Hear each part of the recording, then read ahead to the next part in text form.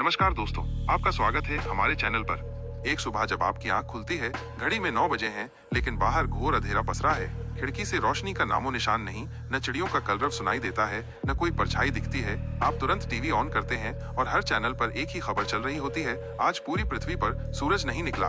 वैज्ञानिक हैरान हैं, उनके पास कोई ठोस जवाब नहीं है। लोगों को लगता है शायद ये बस खराब मौसम है, कल तक सब ठीक हो जाएगा। मगर कल नहीं आता, सूरज फिर भी नहीं दिखता।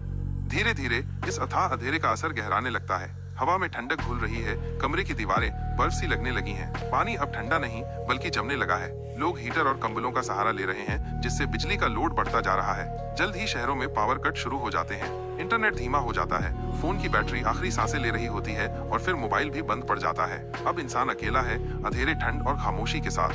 पेड़ पौधे मुरझा चुके हैं, फोटोसिंथेसिस रुक गई है, फसलें सूखने लगी हैं और ऑक्सीजन का स्तर लगातार गिर रहा है। पक्षी उड़ना भूल गए हैं, जानवरों की आंखों में डर साफ दिख रहा है। बच्चे मासूमियत से पूछते हैं, पापा सूरज कब आएगा?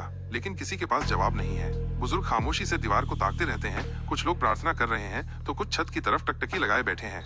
शहर अब सन्नाटे में डूब चुके हैं, दुकानें बंद हैं, गाड़ियां ठप हैं, सड़कें वीरान पड़ी हैं, खाने पीने का सामान सड़ने लगा है। लोग खुद को मोमबत्तियों की हल्की लौ से ढांपने की कोशिश कर रहे हैं। हर इंसान अब सिर्फ जीने की सोच रहा है। मोबाइल, इंटरनेट या मनोरंजन की बात नहीं रही, अब सवाल बस एक है, क्या हम इस अंधेरे में जिंदा रह पाएंगे? इसी बीच राष्ट्रीय सुरक्षा एजेंसी NSA एक संभावना बताती है।